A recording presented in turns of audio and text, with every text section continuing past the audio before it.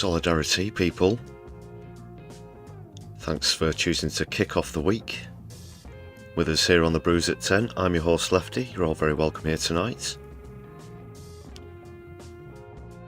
Hope you're all brewing well.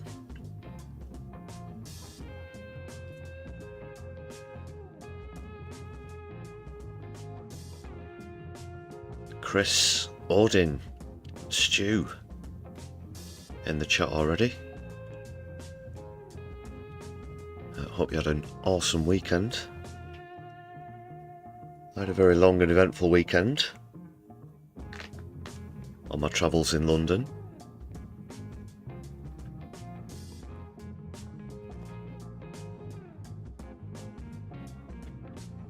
Yeah, that's why I couldn't be with you last night. Apologies for that. But it was worth it to have some exclusive stuff for you coming up during the stream.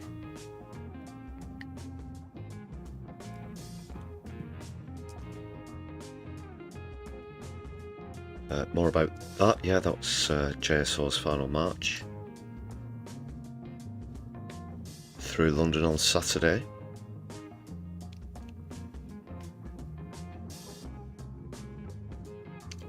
Going through other stories as well. It's the Canadian elections tonight. Well, tonight for us, today for them.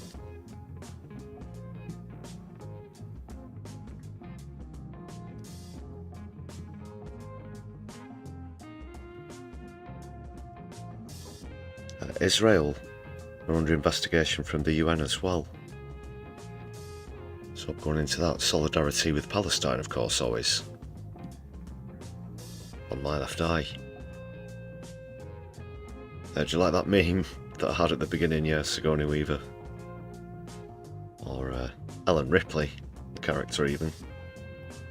Still a better astronaut than Katy Perry.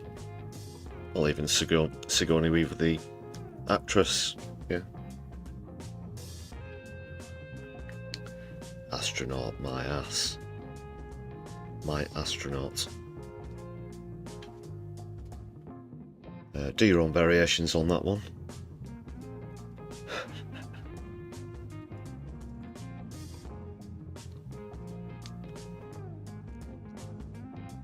So yeah, let me know how you're all doing tonight in the chat. Please make sure you've hit the thumbs up button on the stream. Give us a share around your social media as well. Give us a follow on Blue Sky. That's the preferred one at the moment. Also available on Mastodon and Twitter at MyLeftEyeUK.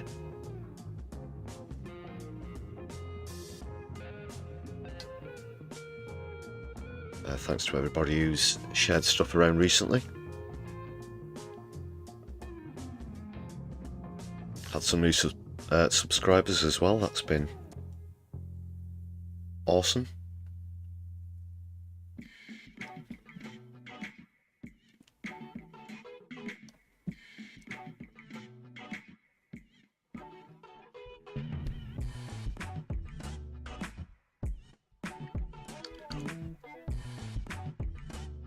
Oh, of course, Stu.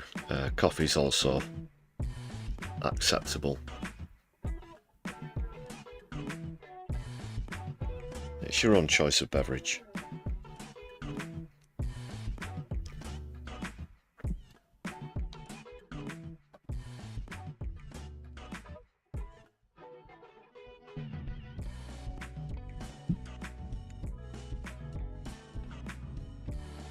I'll be starting off with something light-hearted, of course, in the stream.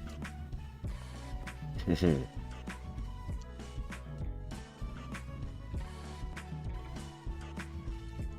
later on, we're going to have Volume 4 of the Brews at 10, the album.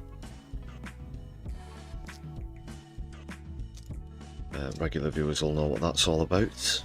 Please do keep your contributions coming for the song title suggestions and the artist suggestions for future volumes. So a brand new volume out today. There's going to be one out every Monday here on the channel. Hey Flo, hope you're doing well.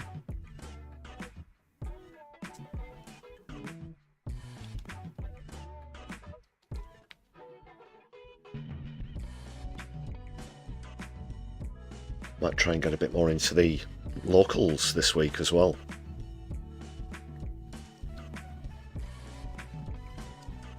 During the stream.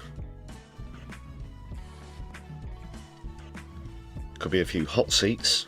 Had some hot seats during the excuse me, during the last general election. I didn't quite call them all right,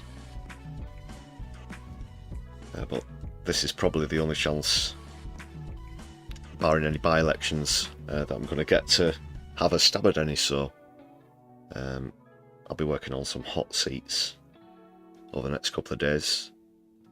That's ones to watch. There's mayoral elections as well as local elections this week, of course.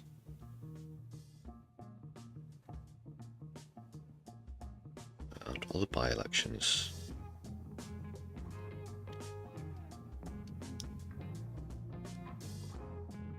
Odin, I assume that's in relation to the Canadian elections tonight. Yeah, it's not a great choice. We're just going to be taking a look at that. It's not a deep dive or anything into Canadian politics. It's like, you know, I guess from a UK perspective, they'd both be fairly liberal in the British sense, as opposed to the continent of America in that sense.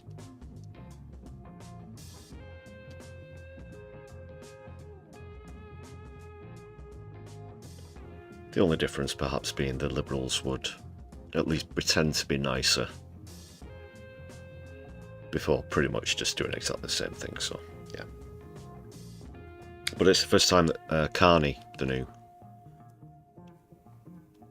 PM, former Governor of Bank of England as well, first time he's been up for election, so we'll see, we'll see.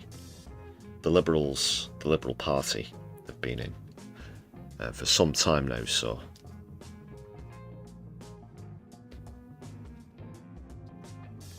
my left eye's going to see what's happening there.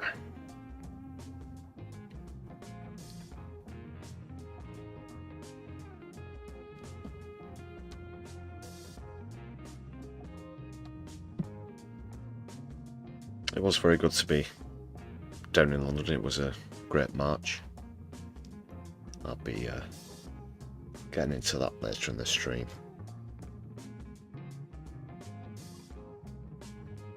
We'll start in a couple of minutes or so with the Exploding Heads. I've not had them on for a bit. Colin from Portsmouth. Another classic one.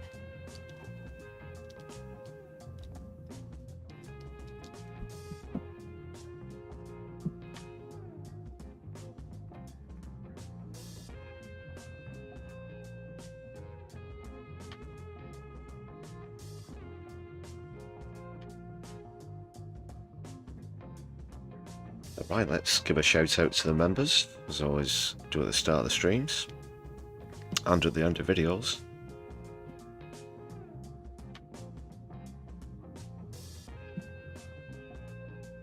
This is roughly accurate. I've not downloaded the latest list, but it will be roughly accurate. People who've recently been memberships, had memberships, but I would encourage you all to renew. You should get a notification in the run-up to your membership expiring, so please do renew and continue to help sustain the channel. And you can add your name to this list of people for just 99p.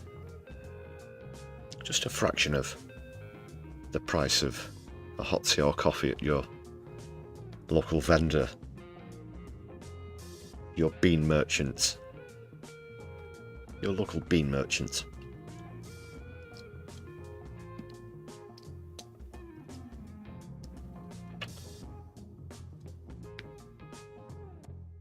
Yes, and as I said, this isn't strictly accurate, but we are gunning for 100 members, which would be a milestone on the channel at the moment.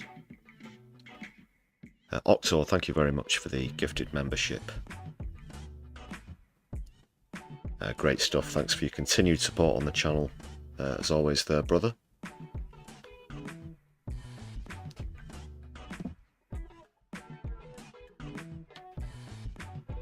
Right. Let's open up the chat.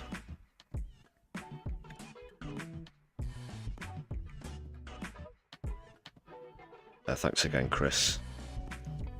So...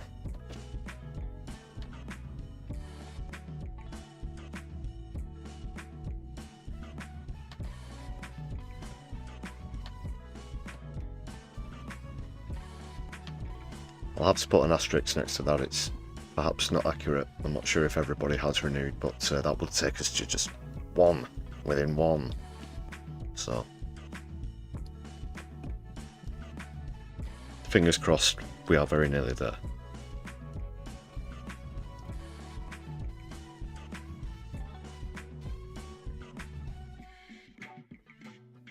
Andy, thanks for joining us.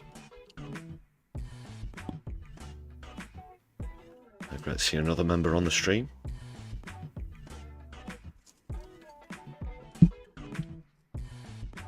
And Andy, I'm sure you'll be sticking around for the new volume of the Brews at 10, the album,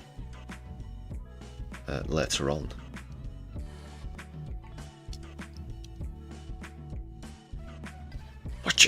Bloody hell, what a shots! What a shots! No, it takes us over the 100 and it's Davinia again. Wow. Twice. And it's at 100. Well, it could be at 100. I was just saying before you came in, Andy. I've not downloaded the latest list today. This is as it stood at the start of the weekend. So we're going to do perhaps a preemptive celebration.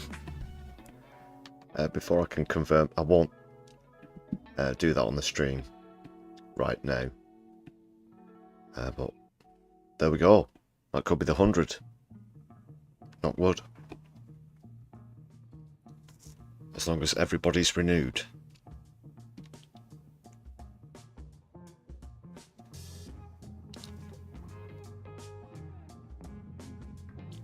Thanks again, Andy. Great shot. Bullseye.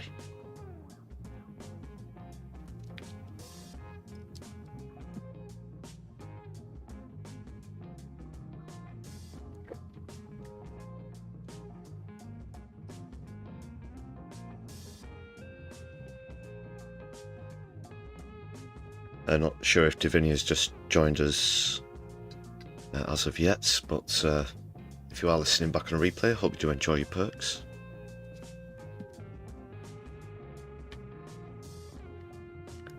Let's get into things, people.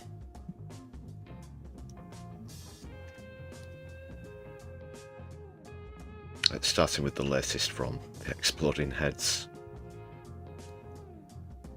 And of course, it's Colin from Portsmouth. What's he upset about this time? Okay, this is very good as always. Exploding Heads, check them out if you've never heard the name before. Colin from Portsmouth is on the line. Hello, Colin. I am disgusted, Anthony.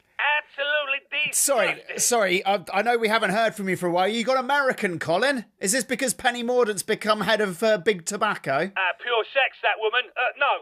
I've been in America. And if you can't be bothered to assimilate when you're in another country, you should be deported. Yeah. That's what I tell all the immigrants, except the English people in Spain. They're fine. Of course. Did you go to America? Why then? Why did you go to America, Colin? Their tourism was dropped off because the rest of the world are traitors. I'm showing my appreciation to Trump, just like Farage does. Yes. Apart from those times when it doesn't suit him politically. The raging hypocrite. Plus the dollar's weaker than it's ever been, so good for us. Here, mate. Yeah. I'm loving it. Yeah. God bless unprecedented economic mismanagement.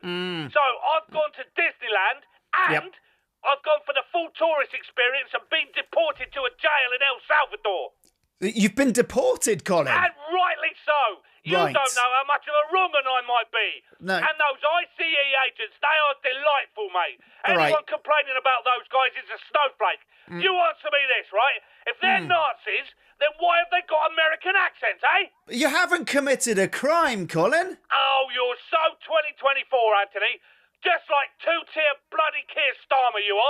Anyway, mate, gotta go.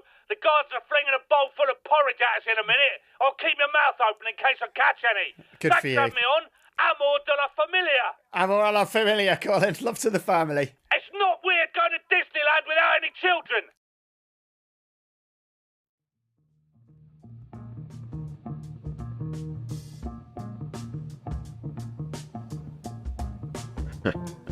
Exploding heads, people.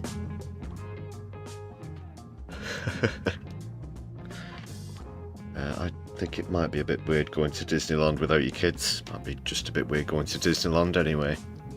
Full stop. Yes, boycotts. Boycott, boycott.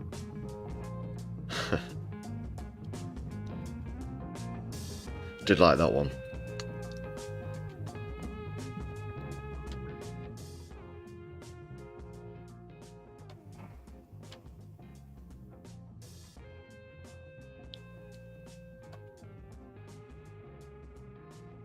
Okay, now we'll get into some clips and stuff. I just want to get...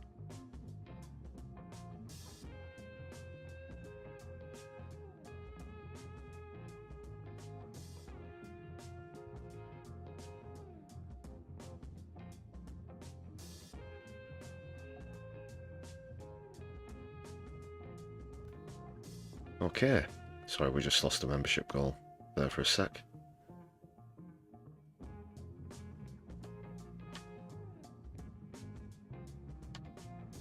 I just want to get through this one very quickly.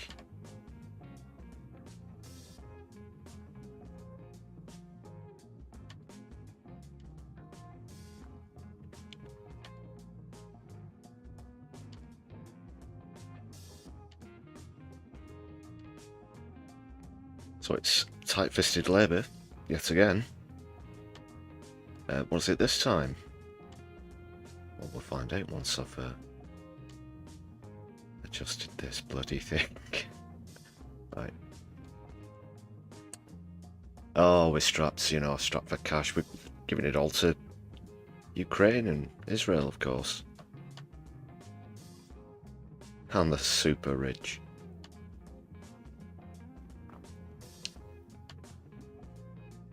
Via tax subsidies and so on and so forth. But there is no extra cash for the NHS. That's a good placard there. NHS cuts don't heal. And they're not asking for a lot. They're not asking for the moon on a stick. The staff, and the same applies to teachers as well, who've had the door slammed in their face.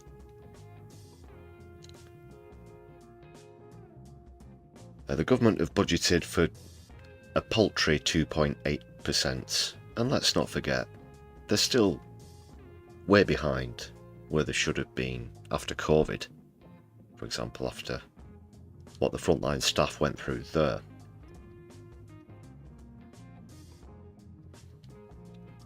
And any time that they stand firm in the negotiations, the press make all sorts of accusations against them, and that's absolutely abhorrent. And this is the latest insult to those same frontline staff who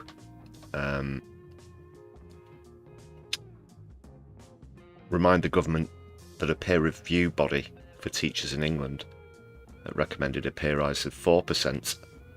The NHS equivalent has recommended about 3%. They won't even give them that. Just fractionally less. But that's almost as if to say, oh, look how tight the budget is. We couldn't, you know, this definitely has to be at 0.2% lower.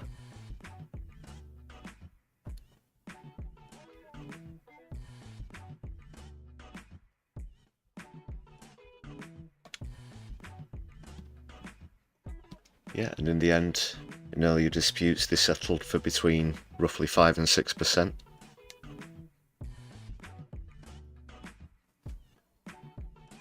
That was far less than what they'd hoped for. Around half, I think. at the time. So yeah, they've, you know, pulled their empty pockets out of their expensive trousers again. They must have hidden all the receipts for Ukraine.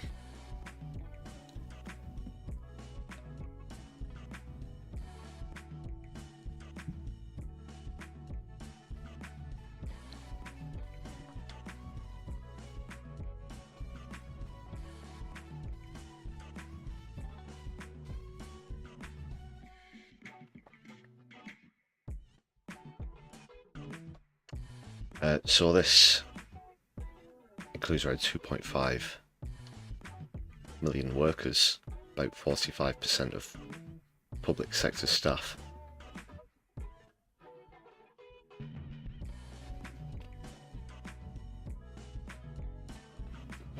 Reeves was on the media rounds earlier. I did hear a bit of what Stephen Kinnock said as well, for God's sake.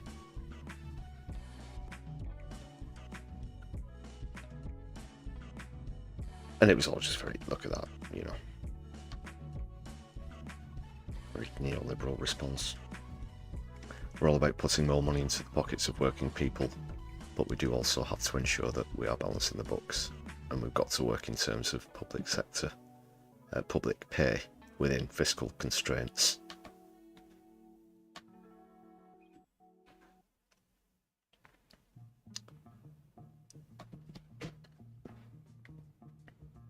Then pick up the phone, you know.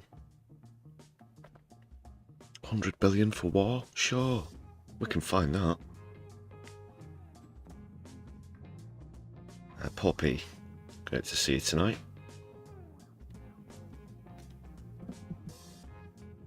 And Nina Sadie in the house as well.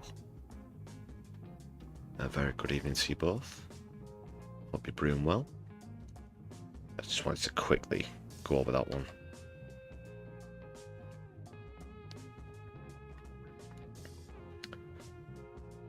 A bit more of that's coming in the next 4 years, I'm sure.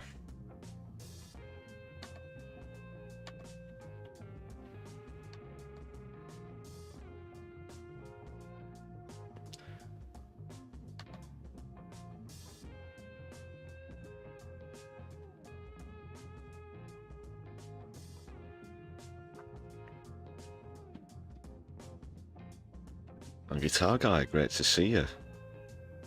Storming into the chat with a membership as well. Solidari-Tea. There's a provisional list, by the way.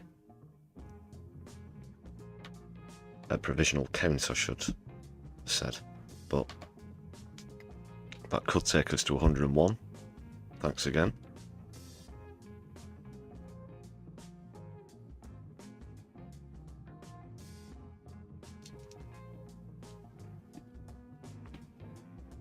Eddie's joining us too.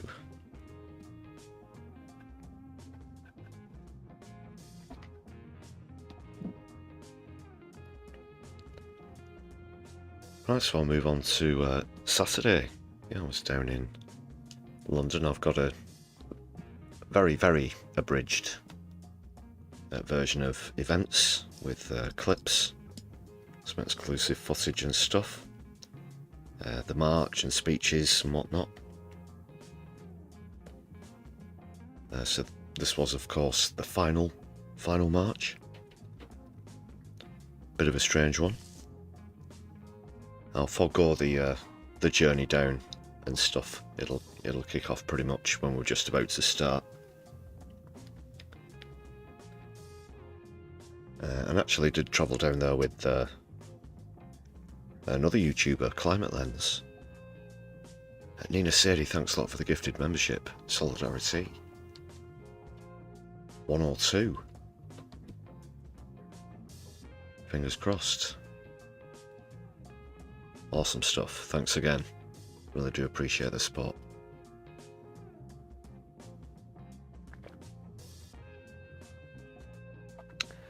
Big up and all of that.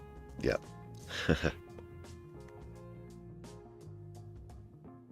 That's where was I?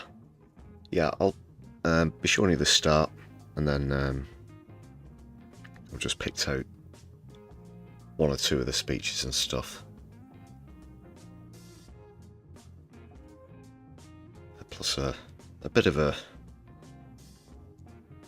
dramatic moment, which you'll see coming up. But luckily nobody was hurt, but it could have been worse. I'll describe what's about to happen as we come up to that part of the footage.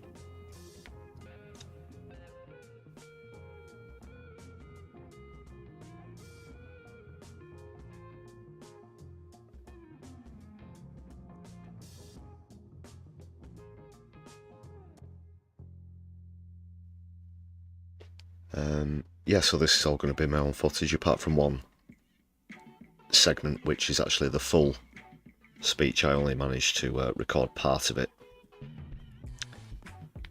which was taken from JSO's Twitter, but the rest of it is all my own footage. Did actually end up sort of co-facilitating and stewarding as well. So yeah, it's apologies, there's no sort of long segments, but I've strung some bits together for this thing. The full version will be out as part of the members only series as well, so keep an eye out for that coming out very soon.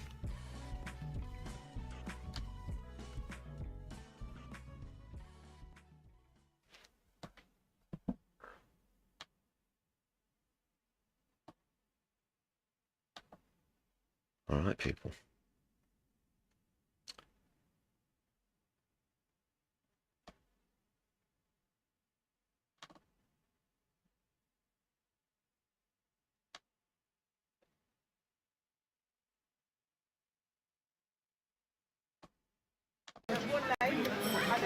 Yeah, we're just here, we're just about to start. Everyone's still catching up, so just getting a lot of press attention here, as you can see. Bit of a build up to the big day, and we'll be off in just a few moments.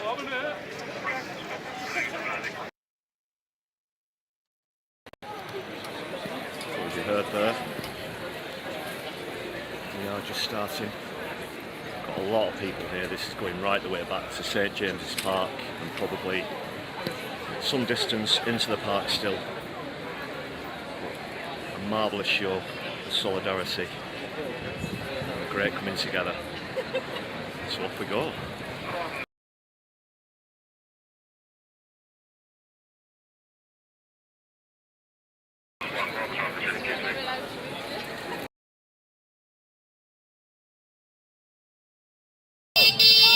You're seeing here, we've already got started. This is one of the blocks on Parliament Square, as Parliament's just there behind me. And the roadblock just here in the back of the square. Hold on a second. They're all moving to go round the route. You guys need to move.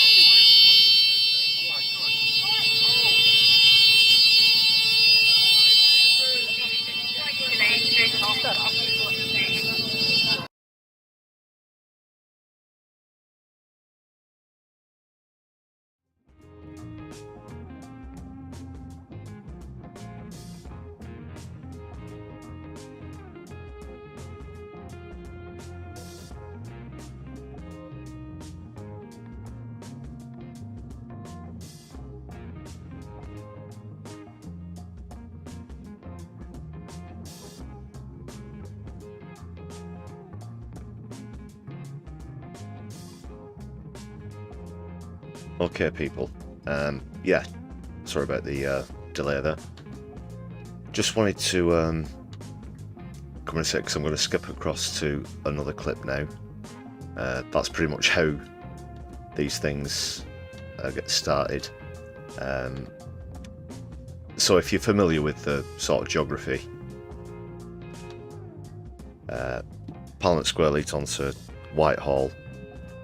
Basically, we temporarily blocked every road that was leading into and out of Parliament Square for the march, which was hundreds of people, as you saw in those early stages, to turn left onto Whitehall.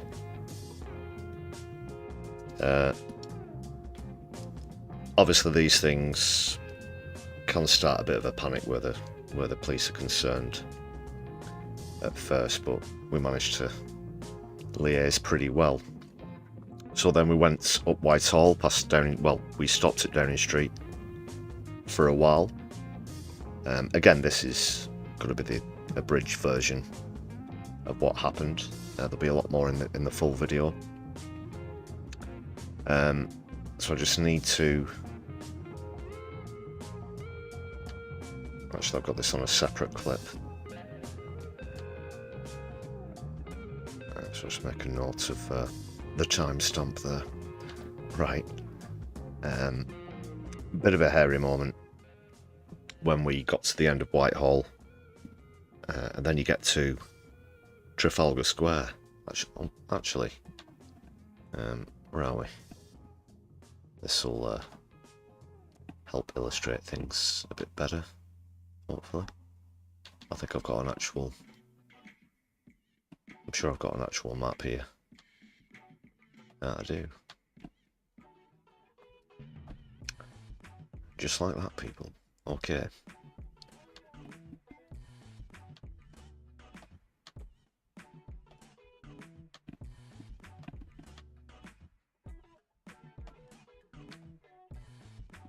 So we started at St James's Park, as you can see there, around the square a little, and then do a left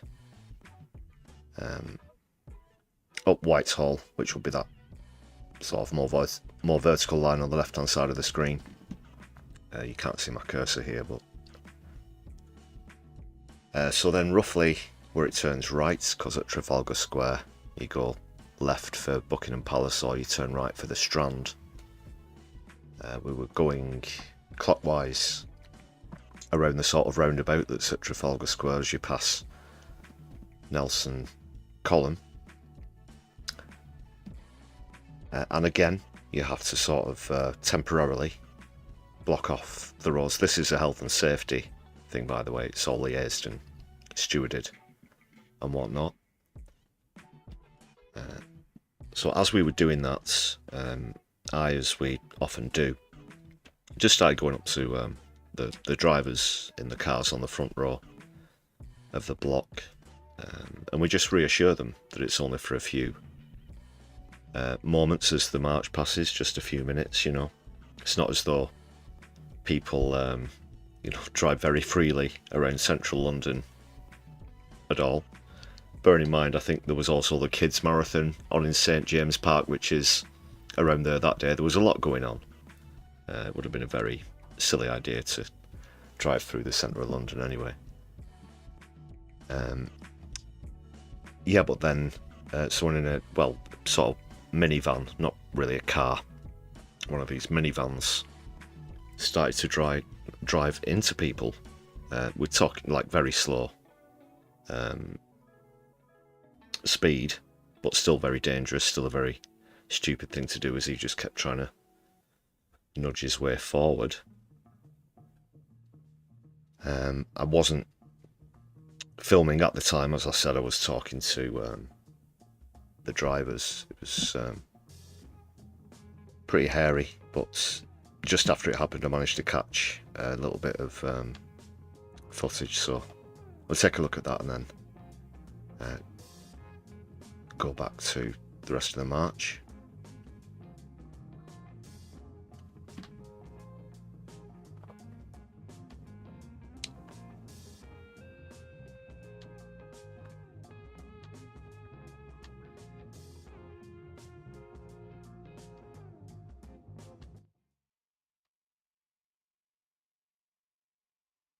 There's nothing graphic or anything. Don't worry. This guy's been pulled out of his car. He just tried to drive through us. We're at Trafalgar Square now. We had people blocking off a road while the march went past, and he's just tried to drive through everybody. I mean, how do you feel about that? It's a bit out of order, really. Yeah. So he's talking to the police now. That really wasn't a good idea. Not when he just rammed into me. Just move back. Right, we've got to go.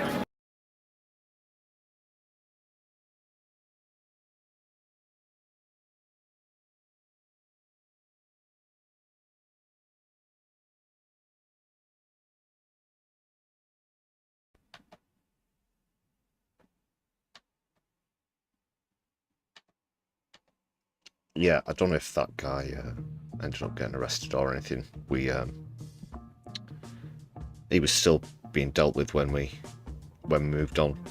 Luckily, nobody was hurt, obviously.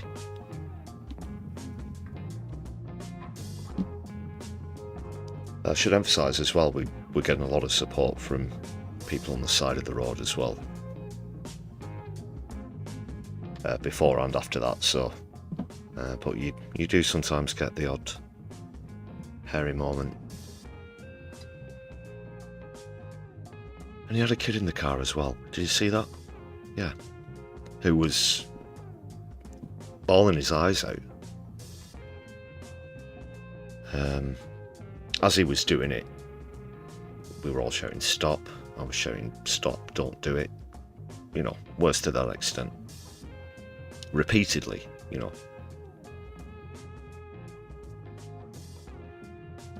I didn't have time to get on the megaphone. I was too busy keeping myself in front of the minivan.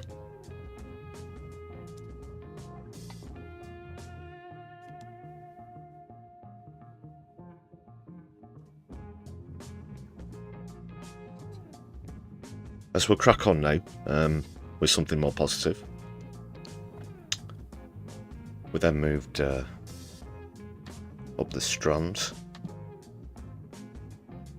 Which, as you can see, after the nearly vertical line on the left, it makes a right turn and headed over to the Royal Courts of Justice, which you can see highlighted there on the map. And there were some great speeches there. We're going to see one or two of them. The first one's going to be from Bertie from JSO, and then he's going to introduce Tim, who some of you might be familiar with his work as well. The reason that we're going to the Royal Courts of Justice was to highlight the fact that, you know, 11 of us are still incarcerated, and in fact Roger Hallam, who's one of the Whole Truth 5, should have been released weeks ago and still hasn't. So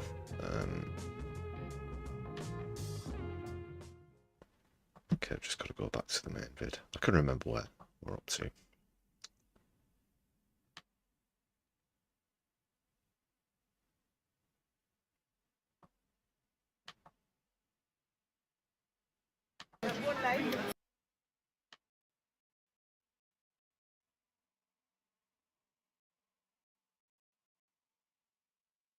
There we go.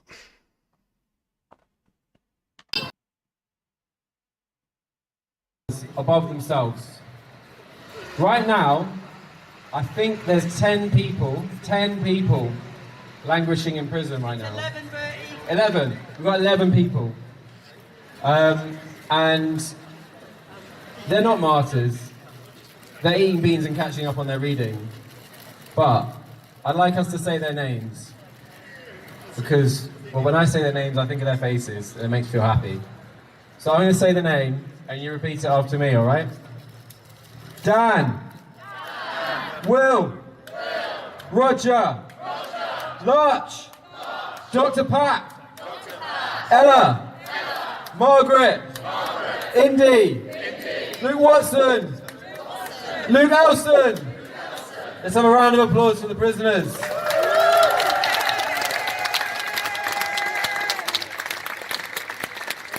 Okay. We're going to hear from Tim Crossland. Tim Crossland.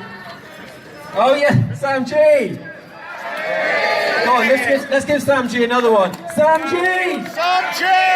Well done, Sam. We're going to hear from Tim Crossland, who's a former government lawyer turned Just Stop Oil supporter. I welcome you now, Tim.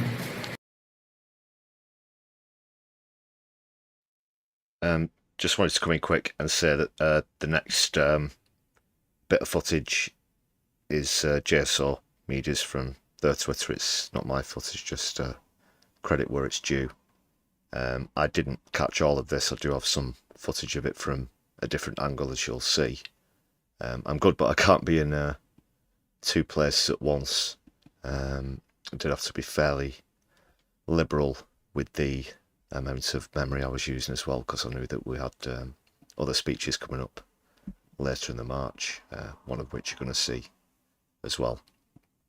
So just once again, this isn't my footage, this is from JSO's Twitter, but it's Tim Crossland's full speech, and do check out his stuff. As you heard Bertie say there, it's he knows his stuff, he knows his legal stuff, and he really is a great part of the campaign as well. But I'm thinking that I'm speaking here when others would be better to be speaking on this platform at this moment. The most lion-hearted people that we know, currently locked up in prison. But also those who've been released from prison, but are subject to the most Orwellian license conditions that ban them from associating with anyone who's ever taken a stand for life on Earth, or anyone who's ever associated with someone who's taken a stand for life on Earth. Because what might happen if people like that got together? What a 3 years it's been. And there's no way of doing justice to it all in a few minutes, other than running through a few personal memories and snapshots, and we're all going to have different memories. But starting on Valentine's Day, 14th of February 2022, the letter of love for our country from Hannah and Louis to Boris Johnson, demanding an end to new oil and gas licenses. Louis locking onto a goalpost, Everton against Newcastle. Phoebe and Anna, the soup on the sunflowers. Marcus and Morgan scaling the QE2 with their brilliant daring. Louise, who I can see in front of me, that video up on the gantry. None of us will ever forget it. Sue Parfit, Reverend Parfit and Judith taking their hammer to the casement of the Magna Carta in the British Library. The trial of the Whole Truth Five, Cressy, Lucia, Lou, Roger, Daniel, refusing to leave the witness box until they'd been allowed to honour their oath to the jury to tell the whole truth, and when the judge wouldn't let them do it, he sent them down to the cells. That display of defiance, commitment to the truth, I've never seen anything like it. It was awesome. And then on the 24th of July, just a week after they had been sentenced to 4 and 5 years, the Manchester 5, the Heathrow 10, knowing those had been the sentences, heading for the airports with their angle grinders. What kind of courage and defiance is that? And then 27th of September, as Phoebe and Anna are sentenced for 2 years, just an hour later, the three people re-souping the sunflowers. And the trial of the Heathrow 10 at Isleworth over 7 weeks. What grace under pressure if our courts are meant to be communicating some kind of sanction or shame on unacceptable behaviours. It was obvious to everyone in that courtroom what we were seeing was the very best of humanity and grace under pressure. Everyone will have their own memories, and it isn't just the actions. For a lot of us, it's even more the sense of community, the radical trust, the comfort and solace of just being with people who get it. And let's remember why those people did what they did. Not for kicks, not for better pay or less tax, but because the oil companies, who have known for decades that pumping vast quantities of carbon dioxide into the atmosphere is poisoning life on Earth and going to kill billions of people, have conducted systematic disinformation campaigns so that they can keep doing it anyway to preserve their vast profits for a while longer. That's why people of conscience have been giving up their freedom to expose the ultimate crimes against humanity and life on Earth. And for all those blinkered and deluded people who claim that Just Stop Oil has undermined its own cause, what can we do other than ask them quietly, do you really not understand that this is your cause too? Do you not see what's happening? Do you really think the problem lies with the ordinary people trying to expose the deadly corruption and lies of the fossil fuel industry? But those memories are sort of personal. That connection is subjective. How do we try and assess the legacy of Just Stop Oil, as we're all trying to do, as everybody's trying to do in the media? Do we think of it in terms of its impacts on government policy? Because it's true, on the face of it, Just Stop Oil sets out to stop new oil and gas licenses, and it succeeds. And there's no real doubt about that causation. Those gantry's actions are November 22, and it's just a few months after that that Keir Starmer, in opposition, says, when I come to power, it will be no new oil and gas licenses. The causation is just as clear as when Extinction Rebellion demands a declaration of emergency in April 2019. 2 weeks later, that's what we get, and the same for net zero. There's no doubt these tactics are effective. In terms of revealing the violence of the state, well, the sham trials we've seen in these buildings, the wild, disproportionate sentences, yeah, I mean, succeeded in showing the violence of the state, you can say that. But let's also be honest about something else. If we're looking at the impact on government policy and the state of the world, things are not good. 1.5 is long gone. Global emissions are rising. The far right and fascism is rising. Horrific wars and genocide for land and resource. Global catastrophe appears locked in, and our leaders are desperately fighting economic fires by pouring more petrol and oil on the flames. To talk about succeeding in that context doesn't feel completely right. But it's just as wrong to say that Just Stop Oil failed. Just Stop Oil didn't fail. Addiction is a horrible thing. And if anyone has been in a relationship with an addict, you know you can't measure your own worth by the addiction of an addicted friend or partner. Their lies, their lashings out, their denial, their deteriorating health, it is not on you. That's the nature of addiction. If the addicted personality doesn't face up to what's happening and come clean for themselves, it only goes one way. All you can do is avoid being an enabler. Avoid covering up for it. Avoid being complicit in it. Keep holding up the mirror. And if our corrupted states can't break their addictions to oil and short-term economic growth, they will die. And maybe we go down with them, but maybe we don't. And that's the reality. It's already happening. And that's not on Just Stop Oil. That's not on anyone in active resistance. That's not on anyone unless they're an enabler. Our political and economic institutions remain hopelessly addicted to fossil-fueled growth. We can stage interventions, but we can't do more than that. The real legacy of Just Stop Oil can't be assessed against the policies of a failing and addicted state or a collapsing empire. Just Stop Oil's real legacy is something much more important. It's about showing us how to live well in these times of genocide in Gaza, ecocide, and the rising repression of the corporate state. Facing up to that reality without giving in to denial or fatalism or despair, the things that are the enablers of fascism.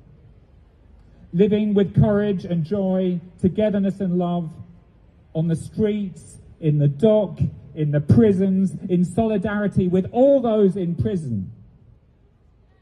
And most importantly, with the profound commitment to non-violence. Because as economies and support systems unravel, that's what we're most going to need. None of us can be sure how we will respond under extreme pressures that we haven't yet experienced in our lives. But principled non-violence is our guiding light. It's the only way we can be sure we will live well and die well through whatever is coming so that life begins again.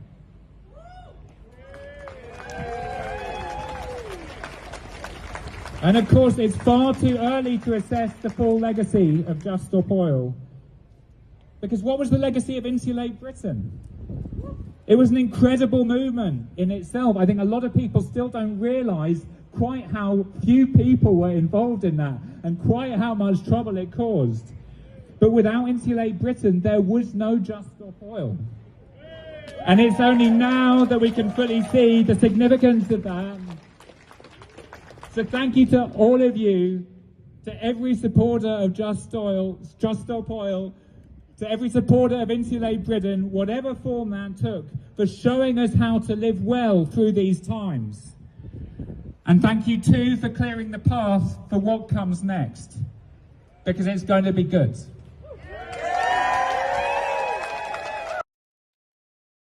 That's Tim Crossland, their fantastic speech. I didn't want to interrupt as he went through, but that really was something there.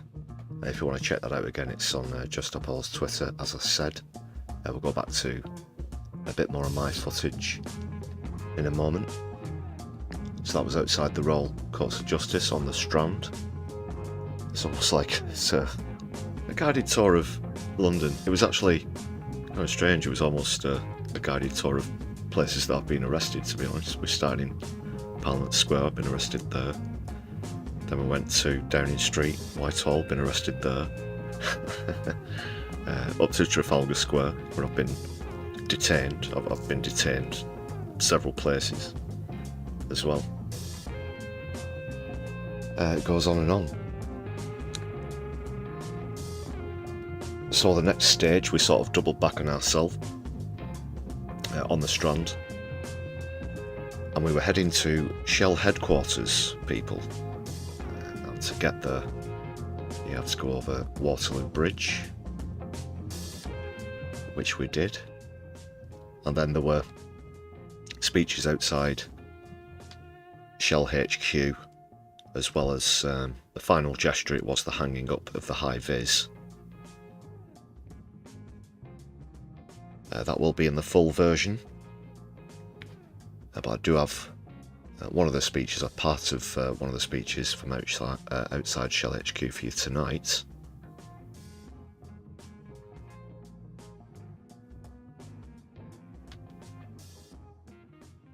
Okay, so I think the next bit will start with just a bit of us going over the bridge and then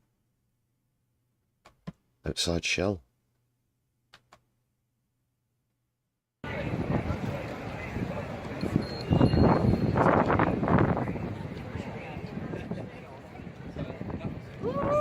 Solidarity.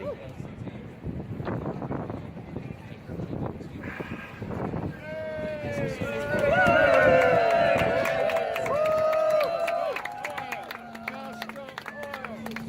stop oil!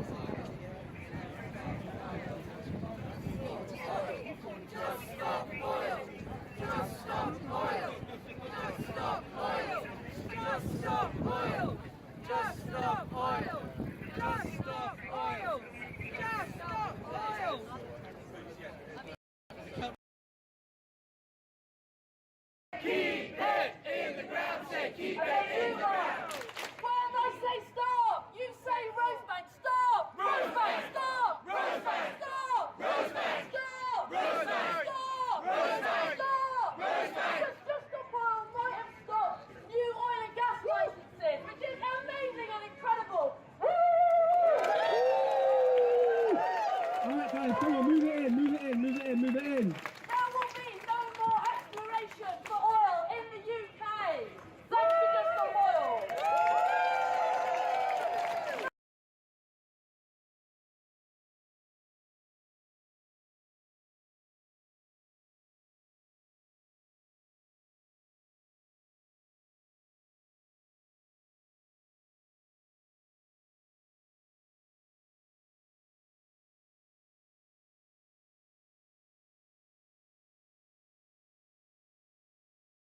Sorry people, temporary mic problem there. Just wanted to pause it at that point. Those of you who've been following the members only series, My JSO Journey, might remember Robin, who's on the megaphone here from the footage at Piccadilly Circus. It's always really great on the megaphone, is Robin, so just wanted to give a shout out to her. It was great to see her and lots of other people there as well. As you heard Tim Crossland pointing out in that great speech outside RCJ, though, there were people who should have been there but couldn't, and as well as the people he mentioned and who Bertie mentioned, also people have awful bail conditions, draconian bail conditions as well.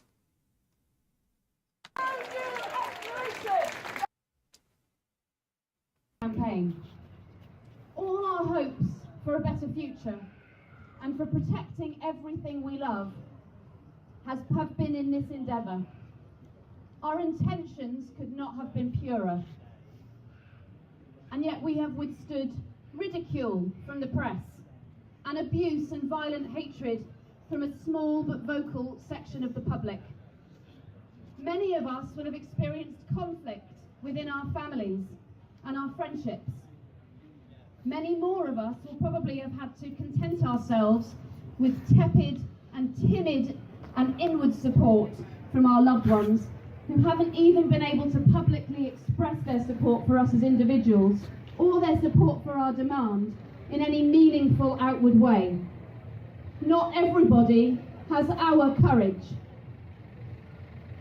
We've not chosen an easy path, and it has not been easy. On top of the personal sacrifices we've made, our refusal to live in denial means we have carried the grief of the world we are losing as well. We have lost dear friends to prison. We have lost dear friends to despair. Let's just give ourselves a moment to acknowledge these losses. The hours of our lives, the lives we might have had, the unfairness and the pain that we have carried, the anger, the rage, the love. But for all the loss, there has been so much gained. I'm so proud of what we've achieved. Not only of keeping $4.4 billion of dollars, 4.4 billion barrels of oil in the ground, or of igniting public awareness around the cause and the main cause of this crisis, but for building this supportive and collaborative intersectional movement and community, and for helping each of us to understand what it means to live authentically.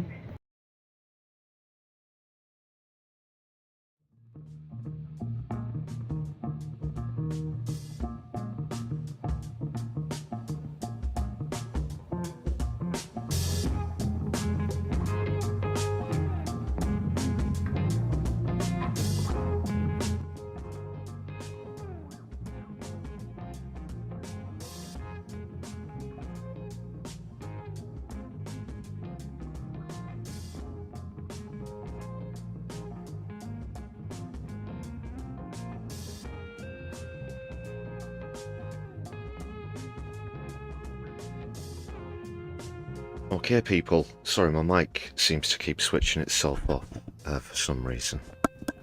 We'll get the appropriate primates from our tech team on that.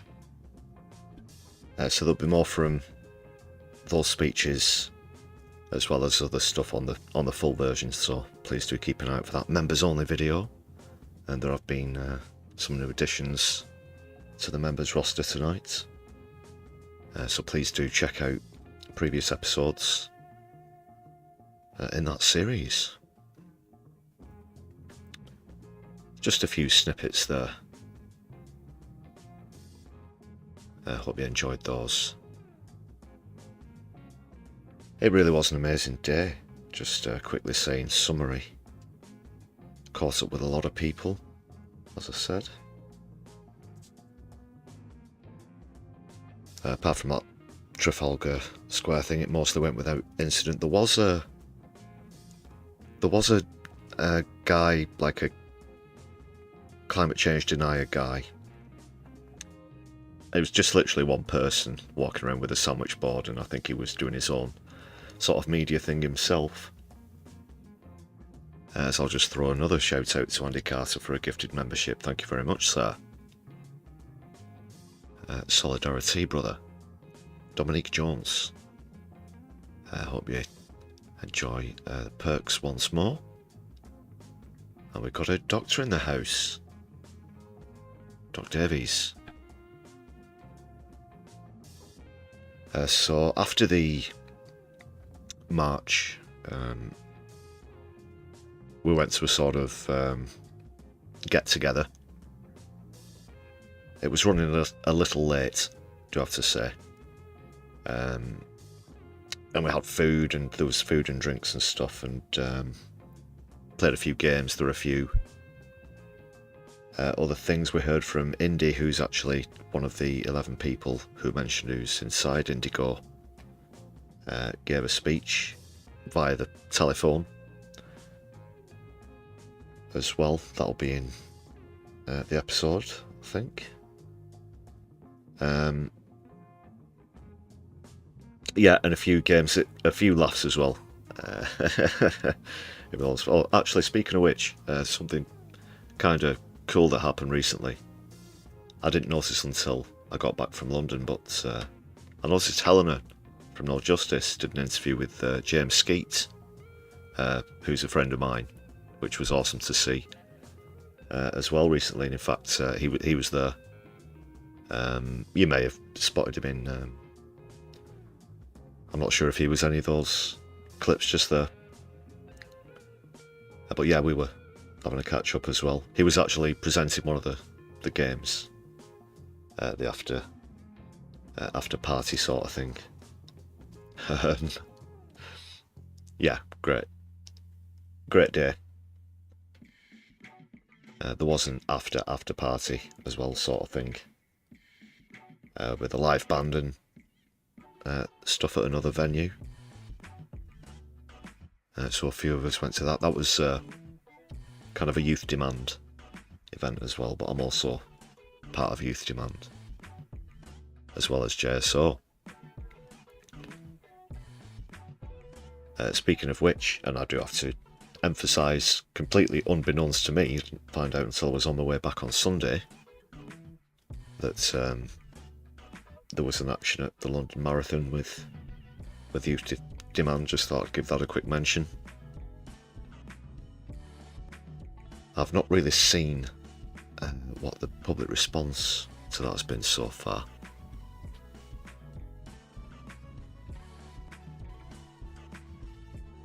A good point there, Flow Snake. Yeah, about the deniers, sorry, just quickly going back to that fellow. I think I was about to go into that just before I had to give credit to Andy's gifted membership, perhaps. But he did follow us through the whole march. He wasn't getting in our faces or interfering. He was sort of... he kept his self a fair few paces from the sort of front left-hand side of the march. In terms of which sort of camp he's in, from what I overheard him sort of saying into his camera on a stick, selfie stick, and with other people, is that he's not denying that there is climate change, he's denying that it's human caused. The sandwich board referred to net zero as well. which I do know for a fact would be an accountancy scam. It's an exercise that allows governments to pass the buck, shall we say. Governments who extract fossil fuels to pass the buck onto other countries who use them, who actually might buy them from them. So I did speak to him at one point. I just gave him some recommendations for like who he can check out for data and science and stuff. But no, he was, to be fair, during even those discussions, he was very reasonable. We've had a lot worse, believe you me. It's just still quite, I mean, this was a fellow, he will be in some of the footage of the full version, you'll see just a little bit of him. Yeah, I would say chap in his early 30s, maybe. Well dressed in a suit and whatnot. I didn't pick up what channel he was doing, if he was doing it for a channel. I got interviewed once or twice along the way, just sort of where I could. I was very busy, as I said. Managed to get videos throughout the route, but obviously my main duties take priority. But anyway, hope you all enjoyed that.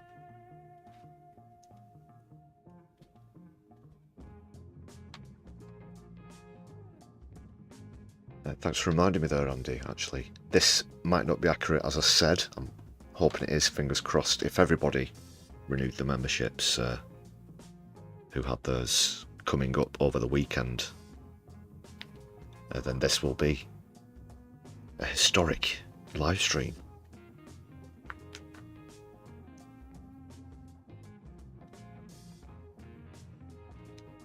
$103. Awesome, thanks again, Andy.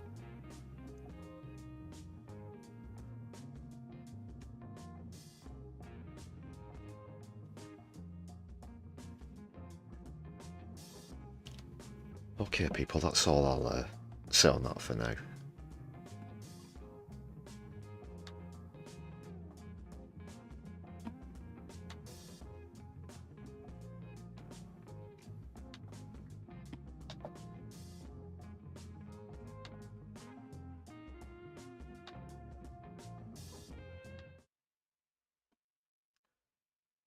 Oh, we've lost the background music.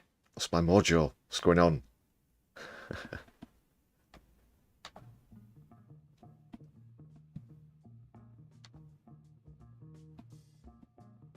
Right over the Atlantic now. Just a quick thing on the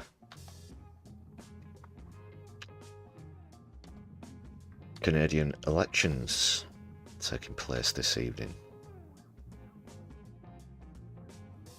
There won't be any definitive indications until the very wee small hours of the day, so I won't be able to bring you the results here on the stream. Just have a quick skim through some of the live reports, see how close it could be. I guess the main issue with this one, what it's essentially turned into,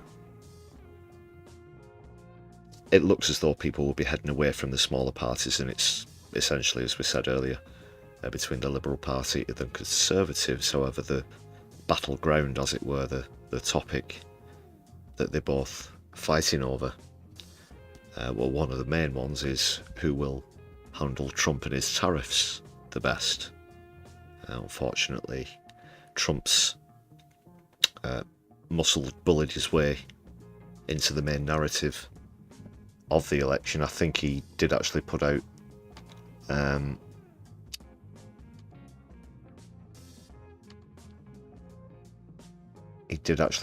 something on his, what's it called, Truth Social, again trying to encourage Canada to be the 51st state of America. But but neither of the candidates are obviously in favour of that. Let's see what's happening.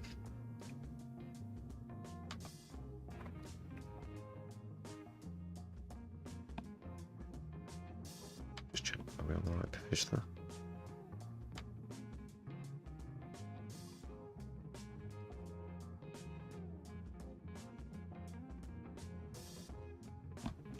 P.O.V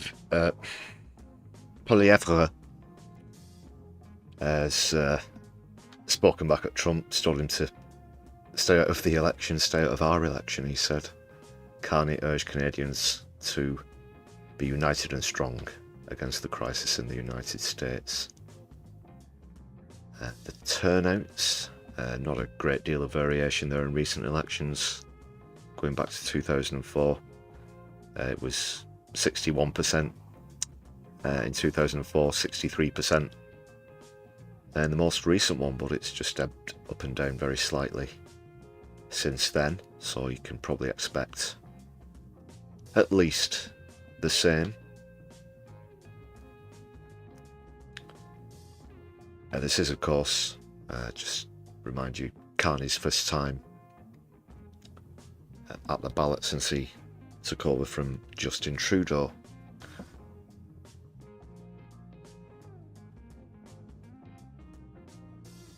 There was, oh yeah, there was that today as well. It was a Filipino festival in Vancouver, and again we've seen someone drive into a crowd and killed 11 people. Terrible stuff.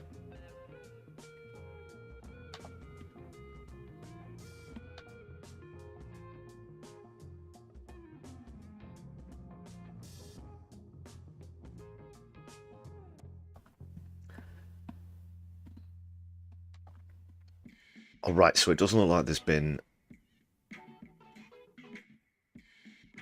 an exit poll. That's kind of what I'm looking out for. The count has begun in some of the ballots, it says.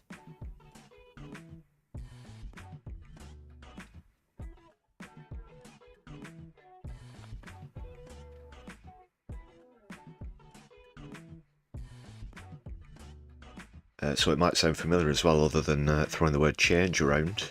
There's not a great deal of substance in what either party is saying. It's probably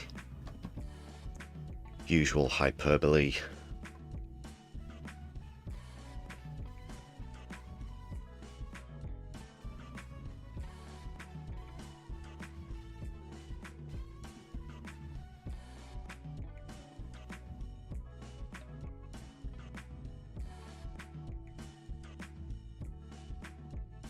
Okay, so they'll be voting until the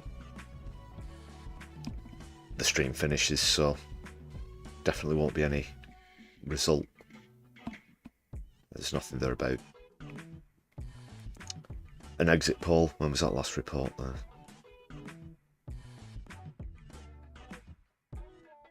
Yeah, that was about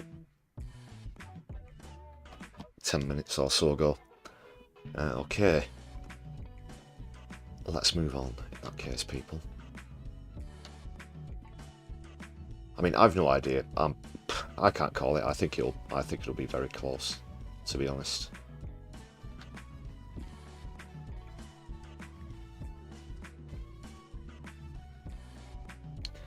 I'm a lot bolder in my UK politics predictions, I guess.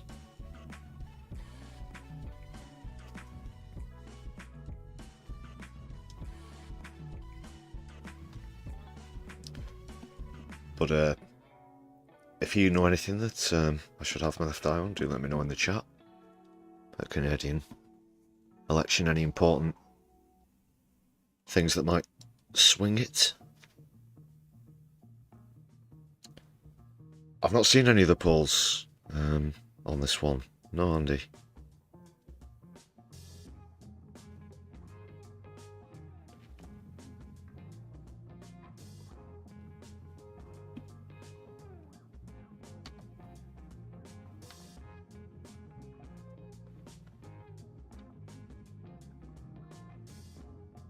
Alright then people, it's time to show solidarity with Palestine as we take a look at this article.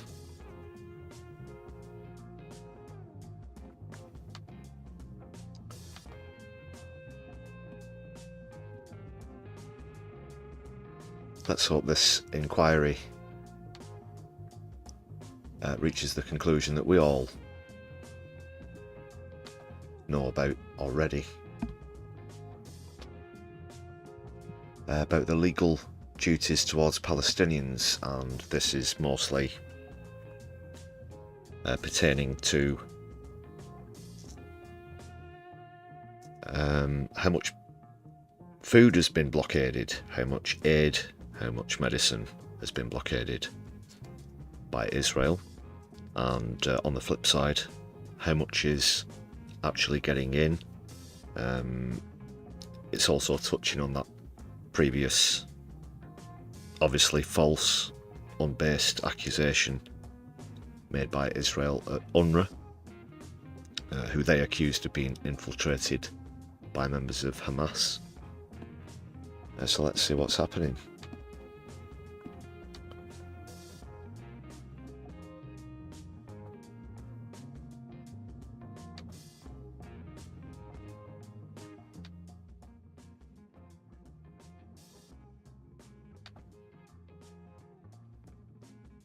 I'll just read through a few parts of this. So the ICJ has begun hearings for an opinion on Israel's legal duty to allow aid to Palestinians and to cooperate with the UN's Palestinian Aid Agency, both of which Israel has barred in Gaza.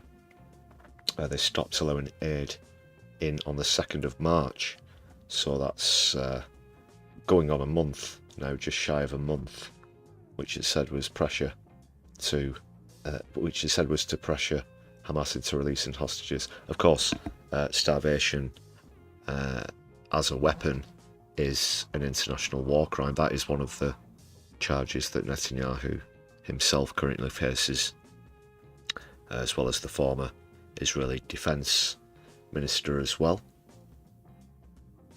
I've just mentioned about Israel's accusations. Obviously, there's no case to answer as always there.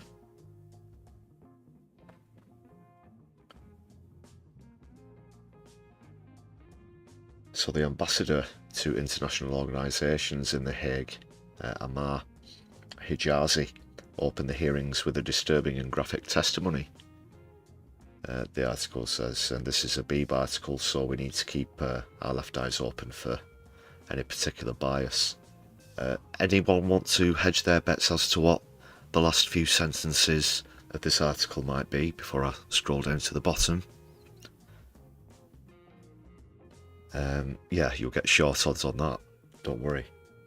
But let's hear a bit more about this testimony, as he accused Israel of, it says, a genocidal campaign against the Palestinians, something we all know is true, adding that Israel's crimes put Palestinians at risk of irreparable harm. And this is the thing. Now, there has been looting of aid. A large portion of that has actually been by so-called settlers, illegal occupiers themselves, and the IDF. There will have been some looting that's happened, and it has been Palestinian citizens. However, this is the thing. That doesn't necessarily mean that they are members of Hamas. I'm sure that the looters in question aren't. But also, if you starve a population, as Israel has been doing for a very long time now, that's going to be the only result. There is going to be a small amount of civil disorder. Obviously, having lost pretty much the entire infrastructure, it's very difficult to police these kind of situations, as it were. And yeah, there are going to be one or two instances of that, but that is nowhere near any kind of excuse to deny food and water and aid to an entire population, which Israel are trying to do. So they, you know, get real. Really, seriously get real. You can't starve a population and expect that not to happen. But of course, they would expect that to happen, that's all. Part of the grotesque plan, isn't it? So the ambassador went on to say that there was,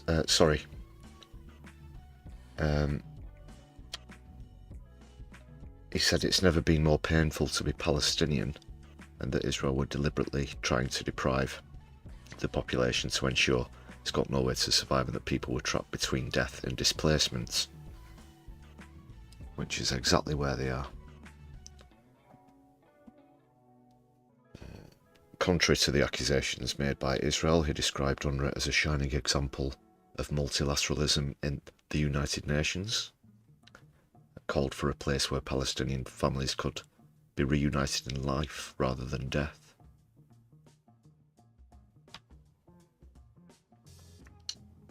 And it's been a repeated pattern since the escalation. Move and then bombing and shelling, move and then bombing and shelling, displacement all the way, you know, from one end of the country, 2 million people, the likes of which have barely been seen before in history, and if they have, only in its darkest days. There are only 2 countries that are likely to defend Israel in courts. Do you want to take another bet as to what? Well, it's on the screen now, I've given it away, but yeah. The US. And the other one's Hungary, because they have a far-right leader as well.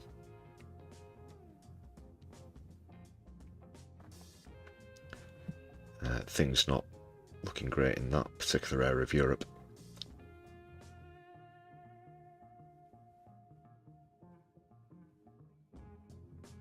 You'll have to forgive me, people. I'm not sure exactly how long this hearing is going to last. If it does have a schedule, or if it's one of those where it's done when it's done. There will be witnesses, there will be experts called. As much as Israel have tried to stop the truth getting out in terms of pictures, video footage, obviously mainstream journalists themselves being barred, the footage that we do see coming from brave individuals who are lucky to be able to get anything out there at all. But even Israel won't be able to deny that content.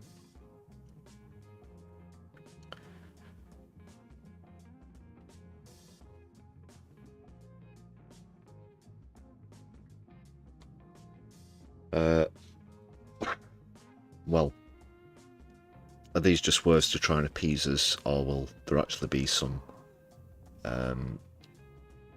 action behind this?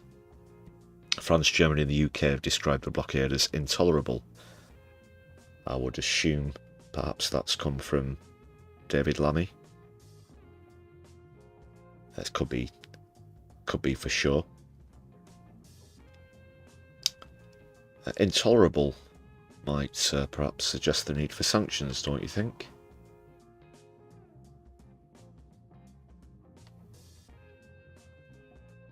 So they're either hollow words, or perhaps they've realised that they will be on the wrong side of history.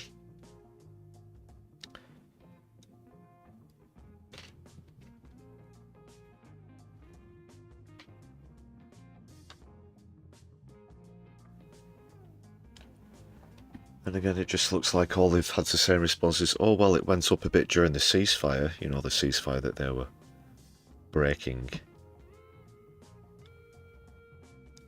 And this is what frustrates me. This is what really frustrates with people. And I see a lot of appeals for this in YouTube ads when I'm watching other channels, for example. I see all kinds of monetary appeals on social media. Some for organisations, some for individual appeals for crowdfunders for specific communities or families, individual families even, within Gaza. But it's all sitting outside the walls and able to get through. And it's said that 116,000 tonnes of food supplies, as you can see there, enough to feed 1 million people for up to 4 months, is positioned at aid corridors, and it's ready to be delivered as soon as Israel opens the border crossings, which they haven't. That's 4 months worth just sitting there. Some of that will be perishable as well. But when you're talking about, and again, it's not just starvation, because other things come with this as well, a terrible disease. And it's, that again, another very slow and painful way to meet your demise, and that's happening en masse as well. They need, you know, the medicine, and they need the food. Every single human needs the food. There aren't any bakeries. There aren't any bakeries.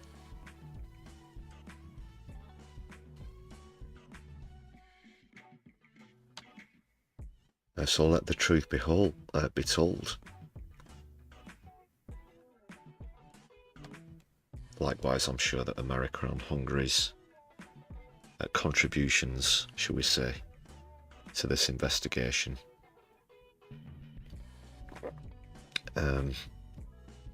won't be worth too much. Solidarity, as always. Let's really hope that something gets done, and it's okay waving pieces of paper around. Look at the fact that Netanyahu has already been through or landed in ICJ signatory countries. And let's remind ourselves as well that there's also a complicit dignitary coming over to the UK very soon to meet with David Lammy.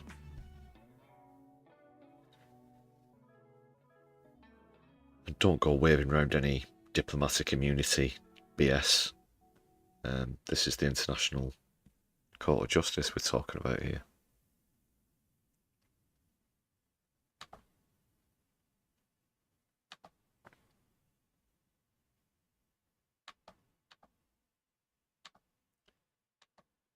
Right, people. Just bring the music back up.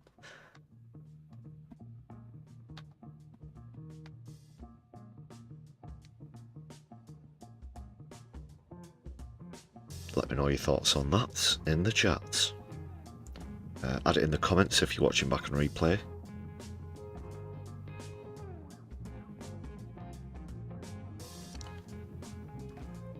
Have you all hit the magic thumbs up button as well?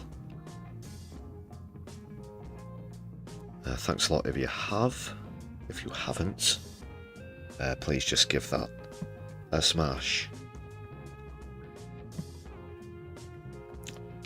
Like you'd like to smash Starmer in the Ghoulies.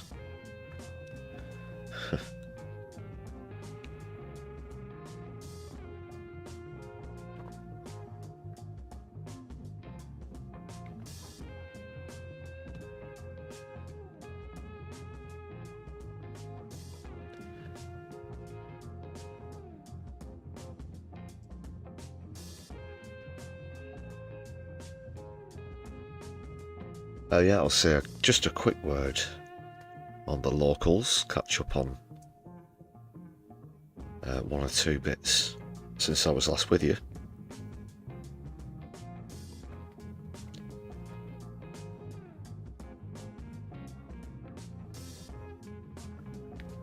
So this Runcorn seat appears to be one of the ones to watch. There could be a surge for reform, there could be a surge for the Greens, could Labour cling on to it.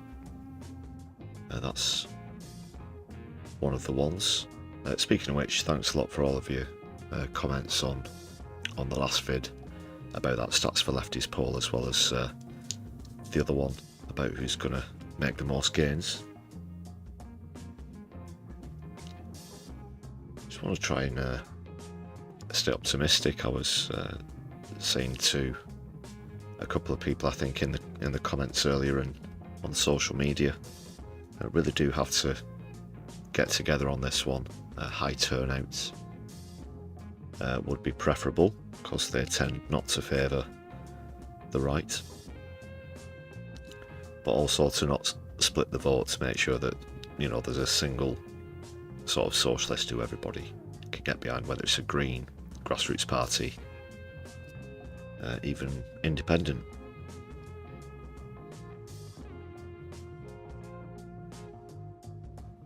Obviously independent candidates can only fill one seat, as it were.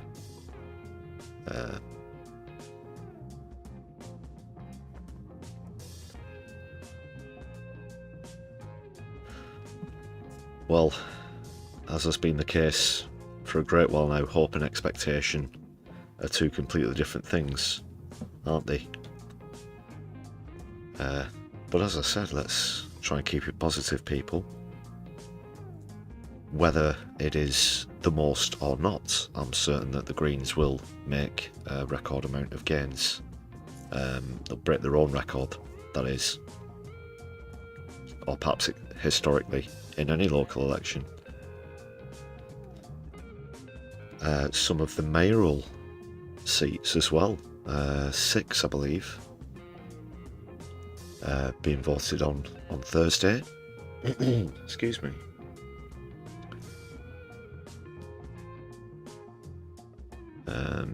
We'll just quickly actually take a look at a few of those, because I'm sure I saw at least a couple of them on Stats for Lefties earlier on. Quick scroll. It was a sort of mixed bag. There was one that the Greens definitely looked projected to win. I'd be in denial if I was telling you there weren't at least one or two that looked like they were going the way of reform, and that Labour would hold as well. But even in those scenarios, some of them look pretty closely contested. I'll just get this for you now, people.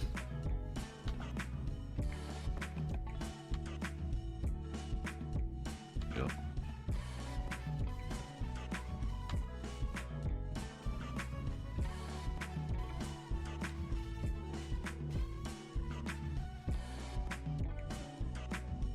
Right. It Stats for Lefties, right?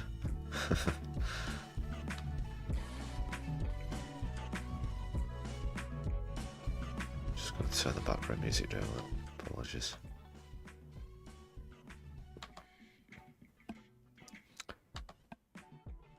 So I'm sure we can pick a few out here.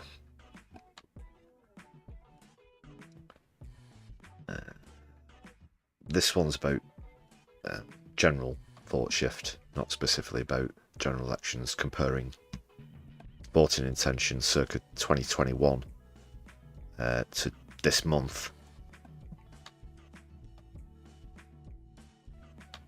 Very generally, Tories way down, Labour down as well, Greens, Lib Dem and Reform up. Unfortunately, Reform being the furthest up, on about 26%.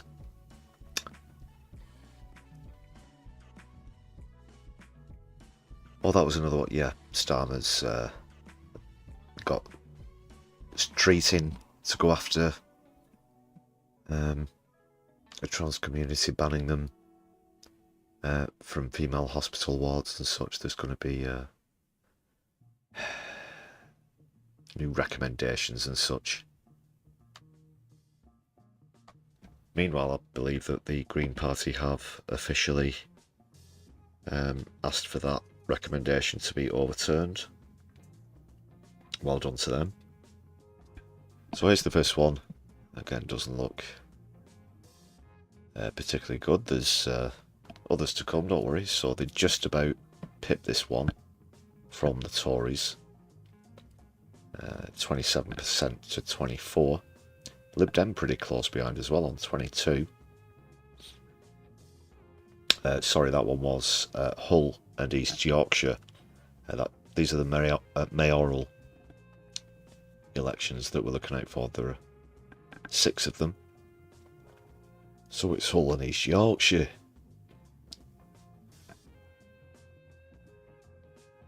It's just the same one again. This is West of England mayor voting intention. Labour projected to just about hold it, even though, according to this, they're dipping 10% to the Tories 8%. The Greens are down there as well, -4% it appears.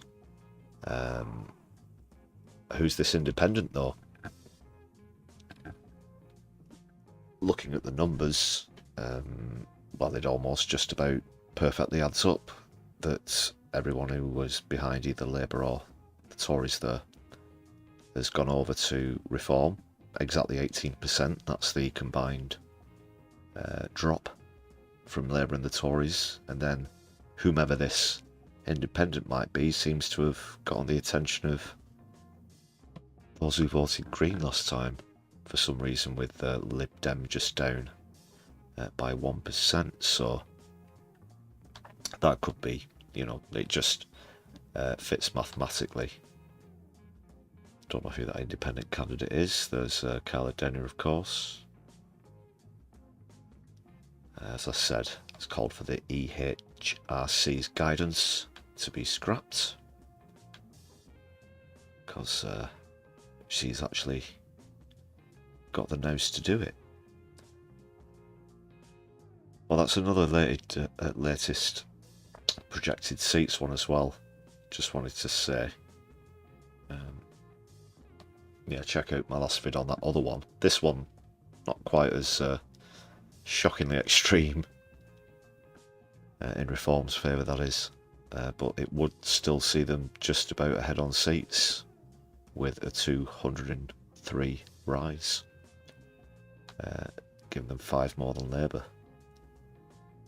So that wouldn't put Lib Dem as the main opposition in that one, and the Greens had gained 2. One thing that is certain, and it's been very consistent through all of those, Scotland is going back to the SNP. So we have another one here. Fortunately, it doesn't look too great. Reform perhaps gaining, looks like, from the Tories again, unless that's been an absolute disaster for Labour to drop down to 15%. There are no figures for the swing there on this one. It's a new position, I believe. That must be the case as to why there's it's not applicable about the swing. Cambridgeshire, looks set to see the Tories gain from Labour. Okay, just red rosette, blue rosette, swapping back. Which one was that again? Cambridgeshire. I mean, so come on, Lincolnshire and what was it? Hull and this one in Lincolnshire. Just sort your friggin' axe out. That's that same one again. However, finally, some good news. Gain from Labour for the Greens for the West of England. Up 5%.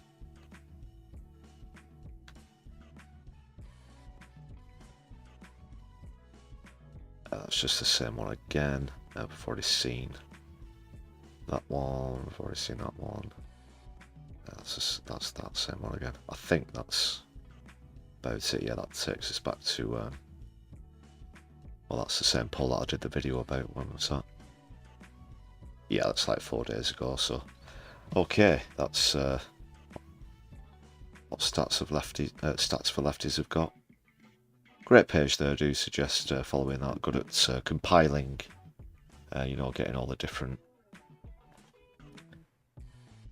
poll and projection sources into one place. So, and they are Marxists, as you can see there.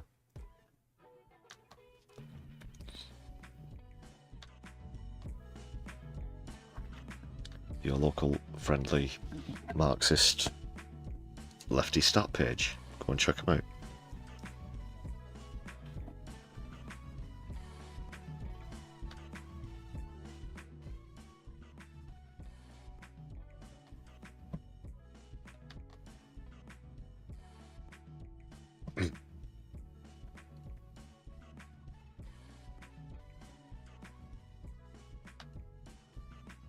Okay, people, is anyone up for just a bit of music? If you do like a bit of music with your hot tasty beverage, I've got the latest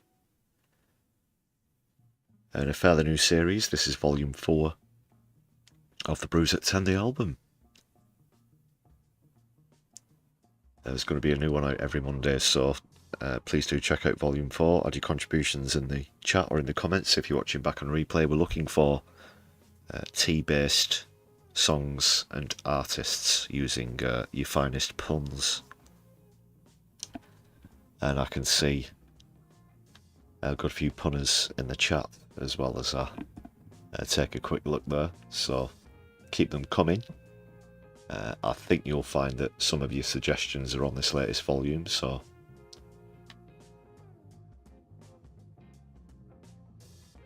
do enjoy.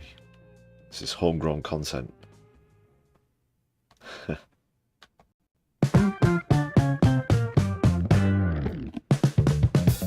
Do you like a hot tasty beverage with your music? Then my left eye has got a treat for your ears. The Brews at 10, the album. All your favourite beverage-based hits from the 1960s to now, all in one place. Volume 4 is now available, featuring Only Brew, The Platters, Tease Me, Chakademus and Pliers, Don't Look Back Into the Sun, The Libertines, Bruce Wade Brews, Elvis Presley, I've Got Darjeeling, The Black Eyed Teas, plus many more. Order now!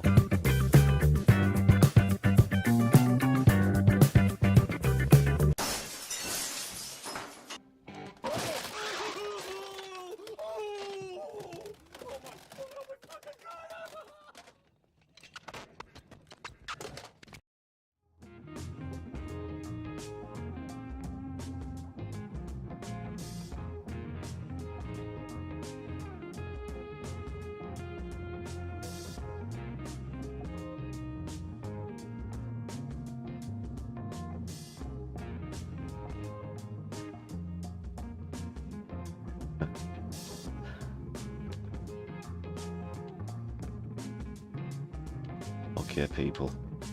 Where was I? Just a reminder, of course, as the disclaimer said, that it's not actually available anywhere, just in case you were rushing out to find that one. Thanks again for your suggestions. Let's just take a quick look actually at this week's again.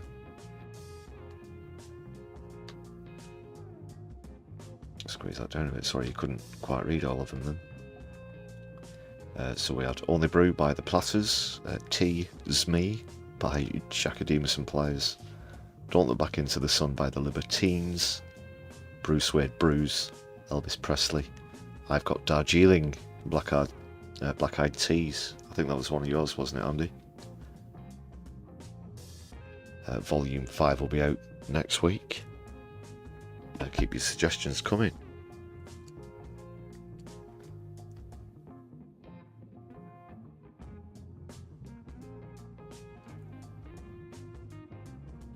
It is Dorset Eye who you're thinking of there, yeah. I do follow that myself. Another free plug. So that's volume 4, Brews at 10, the album.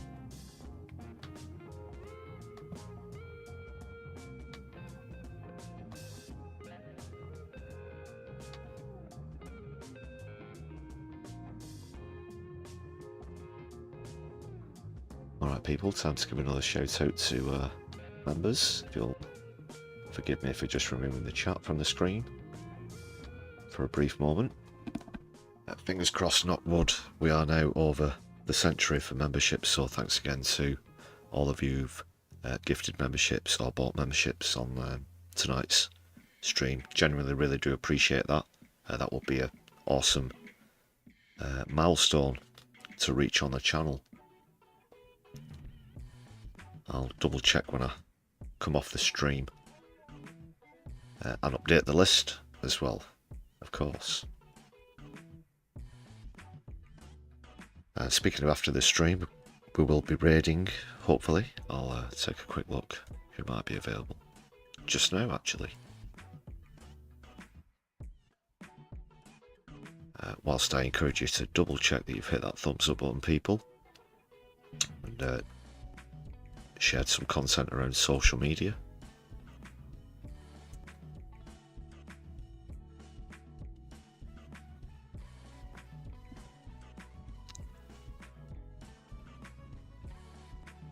I've got the Surf Times, who have an upcoming one for any of you night owls. That starts in just over an hour and a half at 1:30 AM if you want to follow the Canadian election.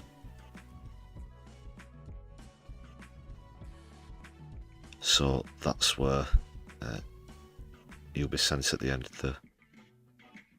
of the stream. I did notice Helena was streaming earlier, so I didn't know if Helena would still be on at No Justice. It looks as though that stream's finished now, though. Thanks for another gifted membership, Octo. Really do appreciate that. Legala Deville. Hope you enjoy being on the roster. I'm sure that name's been on there before as well. So thanks again for that gifted membership.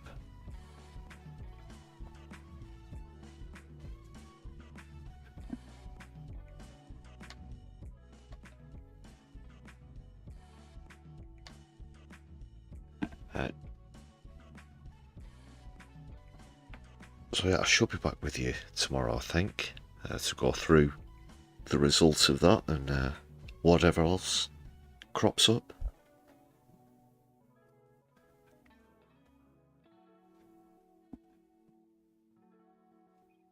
But yeah, that'll just about be it for now from me tonight, people. So until I see you tomorrow, take care of yourselves, have a good night. My Lefty, I'll be seeing you soon.